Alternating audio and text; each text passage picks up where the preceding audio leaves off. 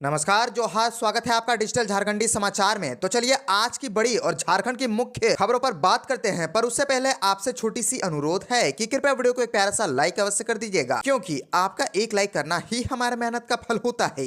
तो शुरुआत करते हैं आज की पहली और बड़ी खबर से।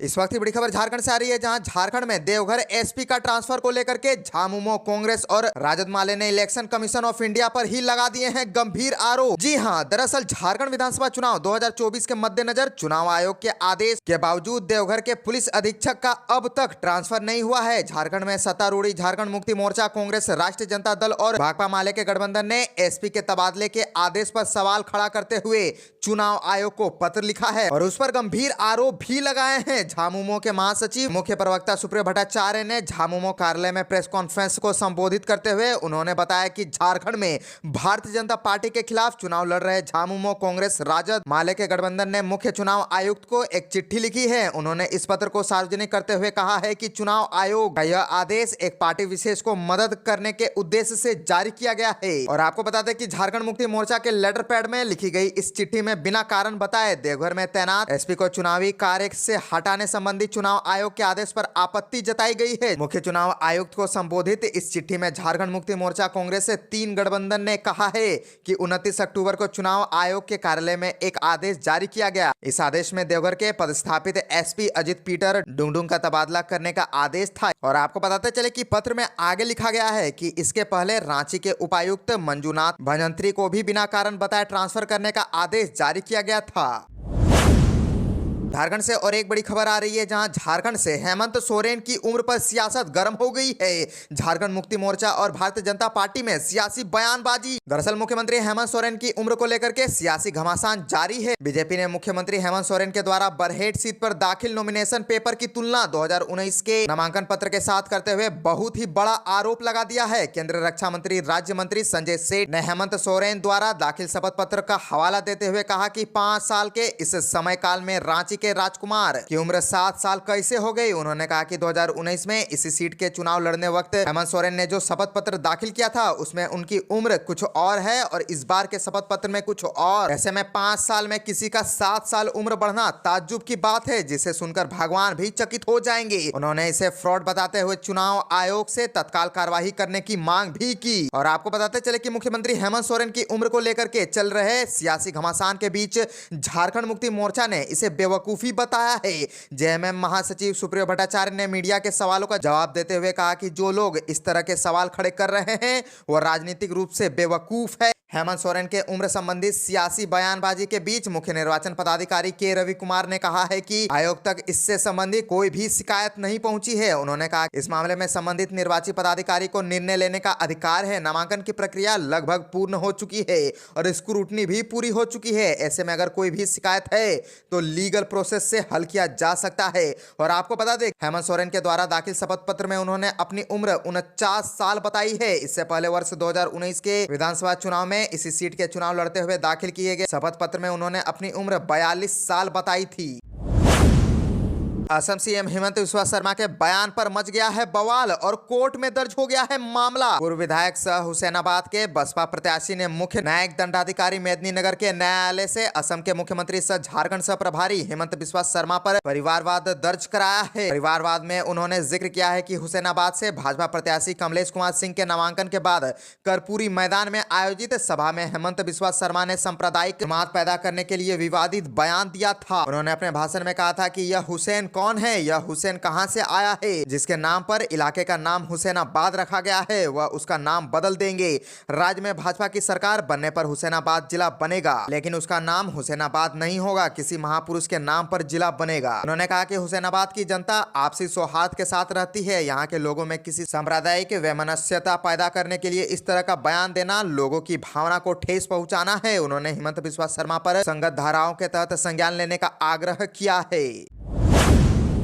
अलका तिवारी बनी झारखंड की नए मुख्य सचिव, चुनाव आयोग की स्वीकृति के बाद अधिसूचना जारी। अलका तिवारी झारखंड की नई मुख्य सचिव बन गई है। कार्मिक प्रशासनिक सुधार तथा राजभाषा विभाग ने इसकी अधिसूचना जारी कर दी है। अधिसूचना के अनुसार तिवारी आज से ही इस पद पर आसीन हुई और इसके लिए निर्वाचन आयोग से सहमति मिल गई है। तिवारी को सदस्य राजस्व पार्षद परिषद के पद से स्थानांतरित करते हुए मुख्य सचिव बनाया गया है और इसके पूर्व मुख्य सचिव एल ख्यांगते एक दिन पहले सेवानिवृत्त हुए और उन्हें कार्यालय के कर्मियों ने विदाई दी। तिवारी 1988 बैच की IAS अधिकारी है और आपको बता दें कि डॉक्टर लक्ष्मी सिंह और राजवाला वर्मा के बाद इस पद पर आसीन होने वाली वे तीसरी IAS अधिकारी हैं। उनके पति DK तिवारी भी राज्य के मुख्य सचिव रह चुके हैं। और आपको बता दें कि झारखंड में विधानसभा चुनाव 2 चरणों यानी कि 13 नवंबर और 20 नवंबर को होंगे।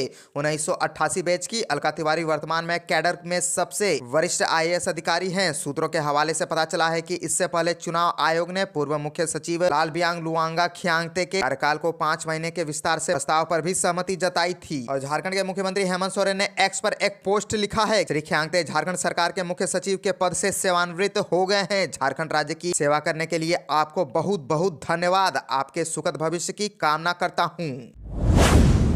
तो अब बात कर लेते हैं झारखंड के मौसम की। तो झारखंड में ठंड और कोहरे ने दे दी है दस्तक। वहीं 5 नवंबर तक प्रदेश में छाए रहेंगे बादल और कहीं कहीं वज्रपात की भी आशंका। दरअसल दीपावली के अगले दिन से ही ठंड ने दस्तक दे दी है। कुहासे के साथ दिन की शुरुआत हो रही है।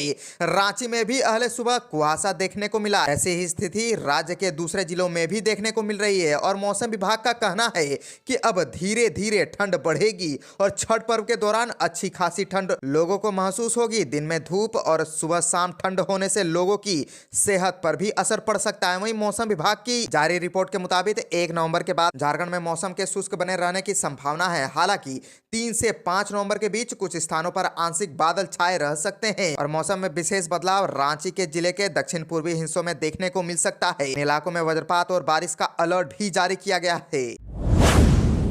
झारखंड विधानसभा चुनाव 2024 को लेकर के दोनों गठबंधन यानी कि NDA और इंडी गठबंधन ने बहुमत तक पहुंचने के लिए अपने अपने नेताओं का चेहरा कर दिया है आगे। NDA गठबंधन भाजपा प्रधानमंत्री नरेंद्र मोदी के चेहरे पर ही झारखंड में विधानसभा चुनाव लड़ेगा। राज्य में लग रहे पोस्टर और होर्डिंग पर सिर्फ मोदी की ही तस्वीर है। वहीं इंडी गठबंधन का चेहरा CM हेमंत सोरेन ही होंगे। झामुमो और इंडिया के बैनर पोस्टर में हेमंत के अलावा शिबू सोरेन, सोनिया गांधी, लालू प्रसाद, कल्पना सोरेन और प्रियंका गांधी का फोटो भी रहेगा। दोनों के चुनाव के लिए नामांकन वापसी की समय सीमा खत्म होने के बाद अब पोस्टर और होर्डिंग वार शुरू होगा। जगह जगह पर राजनीतिक दल अपने काम का दावा और वादा इसी के जरिए करेंगे। इंडी की ओर से मुख्य रूप से प्रचार का भी भार पीएम मोदी और अमित शाह ही उठाने वाले हैं। साथ ही कई हैवीवेट केंद्रीय मंत्री और भाजपा शासित राज्यों के CM भी शामिल रहे। भाजपा का यह कदम मतदाताओं पर सीधा प्रभाव डालने की रणनीति का हिस्सा है। आपको बताते चले कि कई सामान्य पोस्टरों में प्रदेश भाजपा अध्यक्ष बाबूलाल मरांडी के अलावा असम के CM हिमंत बिस्वा शर्मा, गृह मंत्री अमित शाह, शिवराज सिंह की भी तस्वीर रहेगी। लेकिन चुनाव का केंद्र नरेंद्र मोदी को ही बनाया गया है। इसका मुख्य उद्देश्य उनकी लोकप्रियता और प्रभाव को लुभाना है।